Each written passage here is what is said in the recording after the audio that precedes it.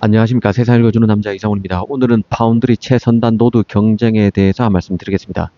삼성과 TSMC 간 이나노 경쟁이 뜨겁습니다.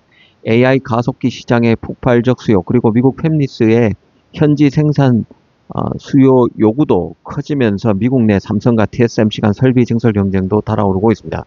이 삼성과 관련해서는 이 130이라는 숫자와 테일러 팹의 동량이 가장 중요하고, 이 TSMC의 움직임과 관련해서는 엔비디아 젠슨항의 발언에 항시 귀를 기울여야 한다는 게 개인적인 생각입니다.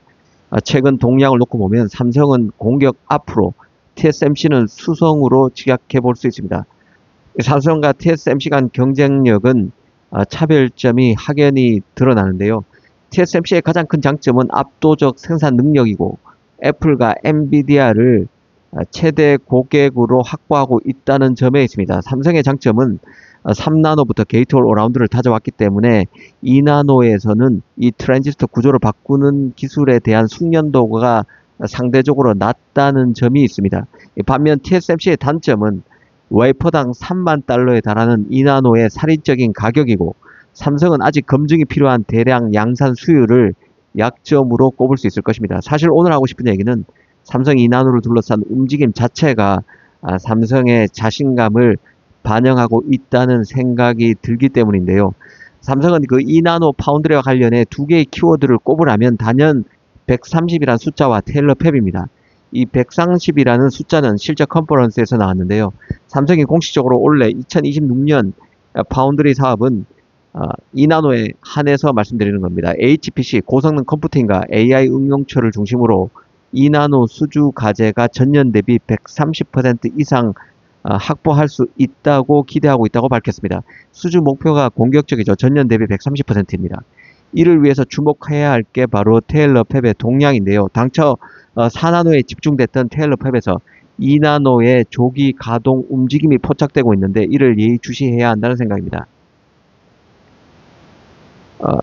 삼성 입장에서 보면 4나노는 이미 레드오션, 2나노에서 이미 레드오션인 만큼 2나노에서 승부를 보겠다는 적극적인 전략으로 볼 수 있을 것입니다.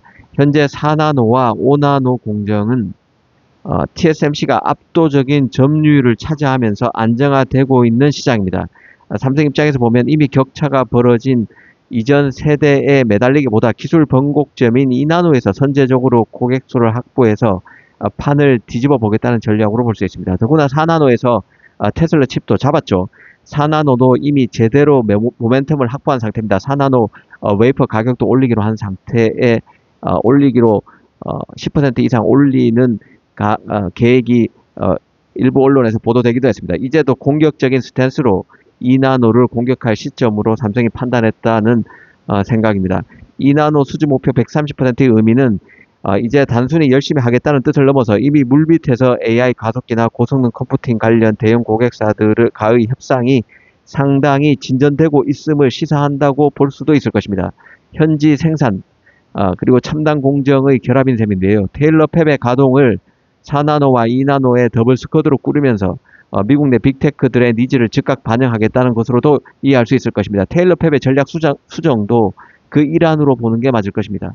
최첨단 2나노 칩을 미국 본토에서 곧바로 조달할 수 있다는 점은 강력한 삼성의 마케팅 포인트가 될 수 있습니다. 특히 2나노 라인을 조기에 배치하면 미국 정부의 보조금과 같은 정책적 지원도 극대화하는 데 유리한 입장에 설 수 있는 것이죠. 삼성은 2나노 2세대 공정인 SF2P를 올 하반기 양산하겠다는 목표를 제시했는데요. 2나노 2세대 공정의 수율과 성능이 이미 목표치에 도달했다는 자신감이 반영됐을 수도 있습니다.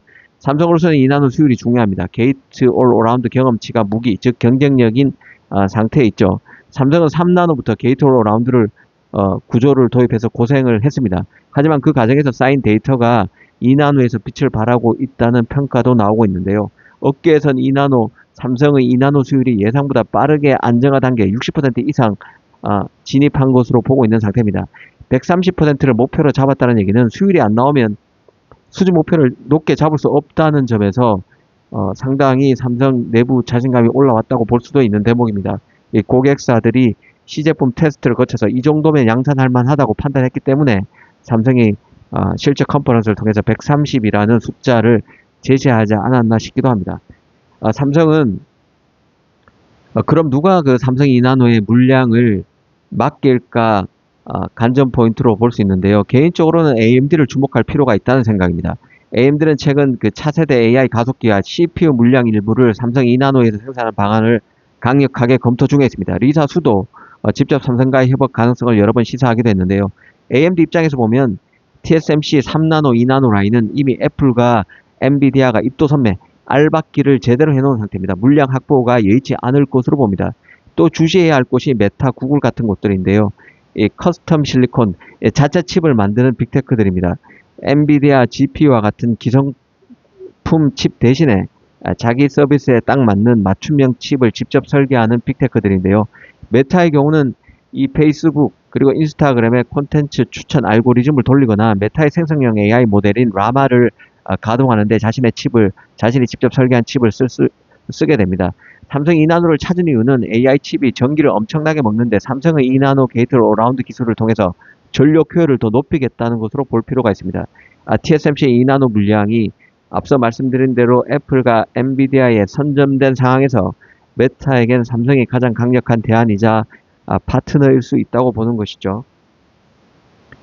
이 메타 전용 칩인 미티아 칩이나 XR 전용 프로세서인 메타의 그 캐스트 시리즈 등 그 가상현실 기기에 들어갈 고성능 저전력 칩이 삼성 2나노에서 제작될 가능성이 높은 칩으로 분류될 수 있을 것입니다. 이 엔비디아의 경우는 삼성 파운드리 접근 자체가 당장 물량을 맡기기보다는 전략적 움직임일 가능성이 더 크다는 생각입니다.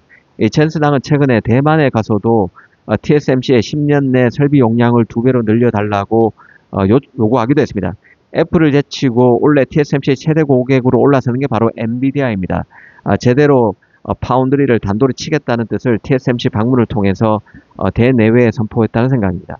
한편으로 그러면서도 젠슨항은 삼성에게도 줄 듯 말 듯 계속 입질을 하고 있는 상태인데요. 아이러니하게도 젠슨항이 TSMC의 용량을 2배 늘려달라고 한 것 자체가 삼성에게 기회의 문이 될 수도 있다는 생각입니다. TSMC가 아무리 빨리 증설해도 엔비디아 식욕을 다 채우기는 어려운 상태죠. 결국 엔비디아도 물량 확보를 위해서 삼성의 2나노 라인을 보조수단으로 활용할 가능성은 열려 있는 상태입니다. TSMC 2나노 가격도 엔비디아 입장에서는 부담스럽습니다. 비용 절감이 절실한 빅테크들이 삼성의 공격적인 제안에 흔들릴 수 있는 만큼 자신의 칩 제작 가격 단가를 낮추는 것도 엔비디아 입장에서는 필요한 상황입니다. 젠슨항이 TSMC를 압박하면서도 삼성과 접촉을 유지하는 게 일종의 양다리 전략인데요. 이 양다리 전략이 향후 엔비디아 이 양다리 전략이 향후 1, 2년 내 파운드리 시장의 최대 관전 포인트가 될 수도 있다는 생각입니다. 빅테크에서도 수요가 막강한 게 바로 엔비디아 칩인데요. 이 젠슨항이 자신의 엔비디아 칩 제작 단가를 낮추기 위해서 삼성을 활용하느냐 마느냐 아니면 자신의 다른 칩을 삼성에 맡기느냐 마느냐가 매우 파운드리 시장의 중요 관전 포인트가 될 수밖에 없다는 생각입니다. 감사합니다.